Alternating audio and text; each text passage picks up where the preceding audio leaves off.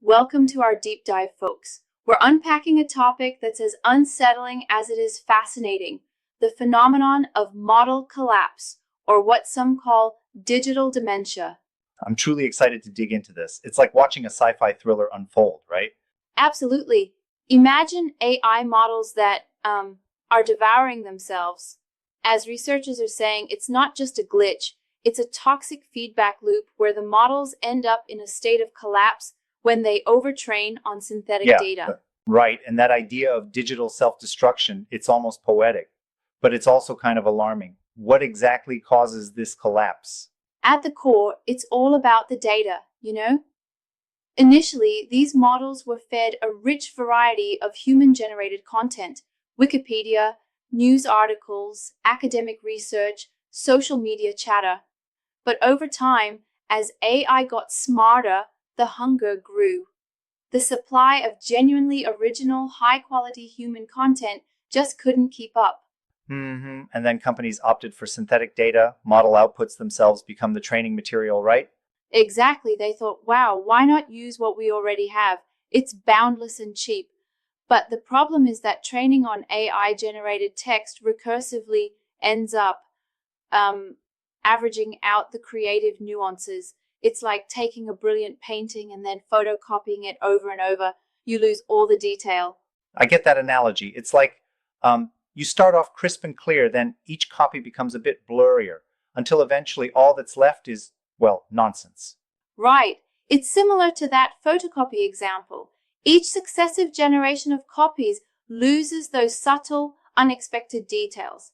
The randomness, the outliers that make human writing, human thought so unique. They just disappear, leaving the model stuck in mediocrity. Yeah.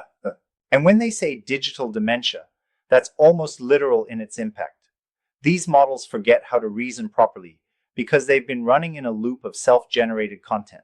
Correct. And what's even more striking is that this collapse isn't gradual. It can happen surprisingly fast when you follow this recursive pattern. Think of it as an avalanche of degradation. But isn't it a bit extreme to say they're literally devouring themselves to death? Aren't there safeguards somewhere? It does sound dramatic, but the science behind it is pretty solid. Researchers have demonstrated that after just a few iterations, from generating content to retraining, the models shift from generating coherent text to producing what one source described as complete gibberish, a state even dubbed cherubia. hmm So essentially, it's not that the tools are fundamentally flawed, but that the method of continuous, uncurated retraining on synthetic data is the real problem. Exactly. The issue is the unfiltered, massive scraping of generated AI output, which ends up creating what we can call a self-feeding downward spiral. It's like an endless cycle where the model just locks into the most common patterns, losing all the creative sparks that come from human originality. And with millions of AI generated articles and posts flooding the internet, the chances are high that future models will be absorbing this very diluted content when they retrain. Right. It creates a kind of toxic loop that could fundamentally degrade the quality of the digital commons over time. This isn't just about minor glitches, it's about the integrity of the overall knowledge base that AI relies on. Absolutely. Thinking about the mechanism, if AI trains on synthetic data, it eventually loses the rare or unexpected, those special details. In other words, it becomes an AI that's perfectly mediocre. Yes, and what we see is a kind of averaging effect. The outliers, the creative outbursts, vanish.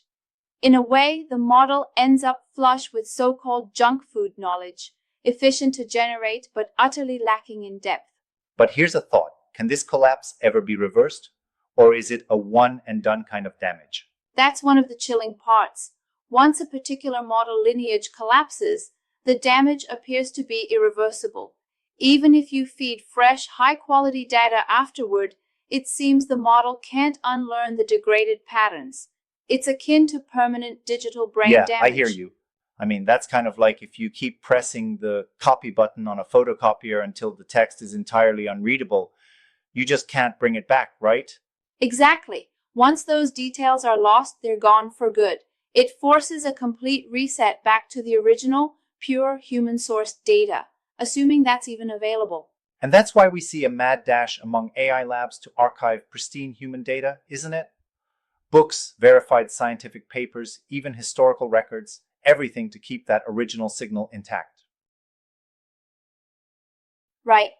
Precisely, the archival efforts are becoming the ultimate safeguard, a buffer against the degradative cycles of synthetic data. Now, here's an intriguing twist. What about our everyday use of AI tools like ChatGPT or Gemini? Are we, by interacting with them, inadvertently fueling this collapse by contributing synthetic noise? That's a really common fear, but interestingly, those kinds of human interactions are actually beneficial. When you engage with the AI, provide feedback, and refine its output, you're offering that curated, high-quality input which acts as an antidote to the toxic loop. So it's really about the type of usage, isn't it? The mass automated, unmonitored scraping is the culprit, not the individual, thoughtful interaction. Exactly. Think of it like being a chef. If you just mindlessly copy a recipe without adding your own flair or checking the ingredients, you end up with a bland dish. But if you actively engage, fine-tune, and ensure the recipe's quality, you're enhancing the overall culinary experience. I like that analogy, the gourmet chef versus the photocopy operator. It really drives home the point about quality control versus lazy replication. Right. That's where human curation becomes the superhero in this story. It can turn the vicious cycle into a virtuous one, essentially creating a feedback loop that enhances overall quality rather than degrading it. But I can see a potential criticism here. Can we really rely on human curation at scale? I mean, in the vast digital ocean, wouldn't localized pockets of synthetic degradation still occur, especially in non-English or less monitored regions? That's a very fair point. The global foundational models are robust precisely because they're trained on a massive, diverse set of high-quality data. However, localized fine-tuning, say for a specific language or region, could indeed suffer if it's based on an uncurated data pool. It's like having a pristine ocean but polluted bays. So while the global system might hold up, local applications could experience diminished quality. That means companies and regional developers need to be especially vigilant about their data sources. Precisely. The key is in maintaining a controlled, high-quality knowledge base for local or specialized applications. By doing so, they create a sort of private bay where data is trusted and verified. And this deliberate, curated approach becomes the long-term strategy. Not only does it prevent collapse, but it also transforms AI from a generic tool into a proprietary asset that truly reflects human insight. Right. It's a strategic shift, moving from mass, indiscriminate training to personalized, finely tuned assistance. It's about investing in quality rather than quantity. And in doing so, we not only preserve AI's capabilities, but also ensure it continuously adapts and improves based on human feedback. Yeah, that definitely feels like a much more sustainable path forward. It's like nurturing a garden instead of letting it be overrun by weeds. Exactly. And as we wrap this up, the core takeaway is clear. While model collapse and digital dementia are very real and scientifically confirmed risks, the remedy lies in our hands. Thoughtful, critical human interaction and rigorous curation are our best defenses against this self-destructive cycle. Right. So for anyone using AI tools daily, whether drafting articles, brainstorming ideas, or just chatting, the message is to be mindful, be discerning, and keep that creative human spark alive. Yes, absolutely. Our role is to act like the gourmet chef, ensuring that every output is enriched by our insight and judgment, rather than just blindly replicating what the AI churns Mhm. out.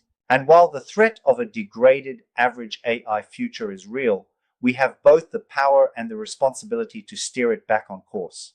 It all comes down to quality, curated data over endless, unfiltered replication.